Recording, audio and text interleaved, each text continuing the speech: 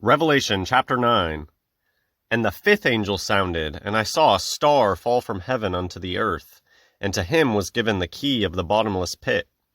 And he opened the bottomless pit, and there arose a smoke out of the pit, as the smoke of a great furnace. And the sun and the air were darkened by reason of the smoke of the pit. And there came out of the smoke locusts upon the earth, and unto them was given power, as the scorpions of the earth have power. And it was commanded them that they should not hurt the grass of the earth, neither any green thing, neither any tree, but only those men which have not the seal of God in their foreheads. And to them it was given that they should not kill them, but that they should be tormented 5 months, and their torment was as the torment of a scorpion, when he striketh a man. And in those days shall men seek death, and shall not find it, and shall desire to die, and death shall flee from them. And the shapes of the locusts were like unto horses prepared unto battle. And on their heads were as it were crowns like gold, and their faces were as the faces of men. And they had hair as the hair of women, and their teeth were as the teeth of lions. And they had breastplates, as it were breastplates of iron, and the sound of their wings was as the sound of chariots of many horses running to battle. And they had tails like unto scorpions, and there were stings in their tails, and their power was to hurt men 5 months. And they had a king over them, which is the angel of the bottomless pit, whose name in the Hebrew tongue is Abaddon, but in the Greek tongue hath his name Apollyon. One woe is past, and behold, there come 2 woes more hereafter. And the sixth angel sounded, and I heard a voice from the 4 horns of the golden altar which is before God, saying to the sixth angel which had the trumpet, Loose the 4 angels which are bound in the great river Euphrates. And the 4 angels were loosed, which were prepared for an hour, and a day, and a month, and a year, for to slay the 3rd part of men. And the number of the army of horsemen were 200,000, and I heard the number of them. And thus I saw the horses in the vision, and them that sat on them, having breastplates of fire, and of jacinth, and brimstone, and the heads of the horses were as the heads of lions, and out of their mouths issued fire and smoke and brimstone. By these 3 was the 3rd part of men killed, by the fire, and by the smoke, and by the brimstone, which issued out of their mouths. For their power is in their mouth, and in their tails, for their tails were like unto serpents, and had heads, and with them they do hurt. And the rest of men which were not killed by these plagues yet repented not of the works of their hands, that they should not worship devils, and idols of gold and silver and brass and stone and of wood, which neither can see nor hear nor walk, neither repented they of their murders, nor of their sorceries, nor of their fornication, nor of their thefts. Revelation chapter 9 continues the amazing visions that were given to John. And I guess it's worth pointing out here at the beginning, because Revelation is about the end of the world. I guess I'll just point out a few signs that I've been noticing, and in the comments you'll have to let me know. Well, one thing, allergies are just so bad. People had allergies growing up. It was a thing. But it's like, and nowadays it is a little biased for me to talk about this just because I have in my life moved to an area that is like way worse allergy-wise.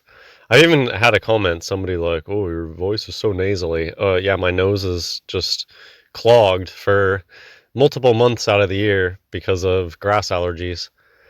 But I've just noticed that, and you'll have to let me know in the comments, does it seem like allergies just across the board are so much worse for everybody? And now it's just like a season that everybody suffers from allergies, and it didn't used to be like that. I feel like most people would generally make it through the year without having allergy issues, and it was few and far between people that would actually say like, oh, I suffer from allergies. But now it's like I really do suffer from allergies during a particular part of the year. So I don't know where that fits in with end time prophecy at all, just changing. Things have been changing. The sun is hotter. It just seems like everything is more concentrated now because everything is so fast. You'll have to let me know what you guys think, but it really does seem like there's not that much of a spring anymore. There's not that much of a fall anymore. It's like you just switch from winter to summer all of a sudden. So maybe that has something to do with it. Maybe it has something to do with the firmament being lower. Maybe it has something to do with everything they're spraying in the skies. I don't know. But it does seem like allergies are way worse. And another thing I've noticed, and the only reason I'm bringing this up is because I recently read it in a comment. Somebody, and because it matches with something that people have been talking about in my life, my wife actually noticed well, my wife has recently been talking about being shaky and noticing other people being shaky, just like having shaky hands. And my wife also suffers from vertigo. The past probably started 5 years ago or something. And I've heard a lot more about people having vertigo recently. And the reason I bring up the vertigo thing is because it seems related. Something that I just read about is people like being clumsier than normal. To me, that seems like it could be very much related to the whatever is giving people vertigo could also be making people shaky and or clumsy. And I've noticed it too, just like it seems like more often now than in times past. You know, when you're like, you have a glass and you're going to set it down, but you misjudge and you like bang the glass really hard on the table. That actually happened earlier today, not to me, but I saw somebody else do it. They just like banged the glass into the table really hard, and we're like, whoa. Just little stuff like that. It seems like has been happening a lot more, like missing things. You go to grab something and you just like miss it completely. So let me know in the comments. That's kind of a new one that I've been hearing people talk about.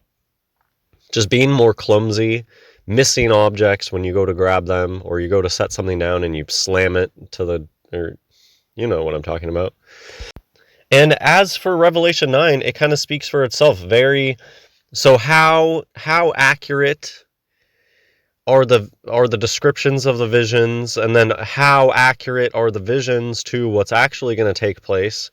So verse 1, chapter 9, verse 1 already is very interesting. The fact that it says that a star falls from heaven, and to him given the key to the bottomless pit. So the mention of a star falling from heaven and then directly relating that to an actual person, him, is obviously an interesting concept. There's other mentions of the fallen angels get mentioned as like stars being swiped from heaven, and maybe some of the punishments that are given in heaven seem like people just get chained up and left out in outer darkness. And I don't know, just an interesting, there's something to connection of people and stars. I mean, how many media references are there out there of somebody dies and they become a star, or somebody dies and they become an entire constellation? Anyways, so the bottomless pit is opened and locusts come out and they can torment for 5 months, and they have tails like a scorpion, crowns that are like gold, a man face, they have women hair, they have breastplates, they sound like chariots. Who knows what that is? Maybe that was just a vision and it symbolizes something. I could easily see the scorpion tail being some sort of pharmaceutical that's pushed on people. Just what I will point out is that at this point, I believe the mark of the beast has already been released, because it mentions markings in the forehead at this point, that the locusts were only going after the people who were not marked, the 144,000. Yeah, I mean, there's a lot going on. But I think basically it's, though my best guess for an interpretation of this is there's going to be some sort of pharmaceutical push, some sort of poison injection that is given and torments people for 5 months. People are going to wish that they could die, but they're not going to be able to die. Abaddon, Apollyon. There's a lot going on there in that short amount of verses. And let me know what you think in the comments. Maybe there are going to be these little locust things. I don't know. Or maybe it represents an injection. There's if you ever wondered, the four horsemen of the apocalypse, I believe that comes up in this chapter. There, when it mentions the angels that are bound in under Euphrates, and it numbers the horsemen, the 200,000. That's 200 million fire-breathing horsemen with snake tails, and again, your best guess is just as good as mine, I would imagine, when it comes to this. But the four horsemen of the apocalypse and their army of 200 million fire-breathing horsemen take out a third of the people. And it says that they still don't repent. So it's just interesting that repenting comes up again and mentions that there's still going to be a lot of people that literally all hell is breaking loose and people are still not going to be repenting. And it lists what people need to be repenting for. So you should repent for any idolatry, any murders, sorceries, fornication, or theft. And those hit the 10 Commandments, but then also the sorceries are thrown in there. So, I mean, that's why I try to stay away from anything that might be considered magic. I try to just stay to, Jesus told us prayer and fasting. Prayer and fasting doesn't seem like magic or sorcery to me, but there is a lot of legitimate warning against doing sorcery in the Bible. If you've ever wondered why I don't get into certain topics, why I don't think that you need to be studying alchemy or talk about those things in detail, it's because there are warnings in the Bible against sorcery. And if I can't define exactly where sorcery begins and doing weird things begins, like what's acceptable, what's not acceptable. I know that prayer and fasting is acceptable, so I stick to that. Well, that's it for this video. I hope you enjoyed. God bless everyone.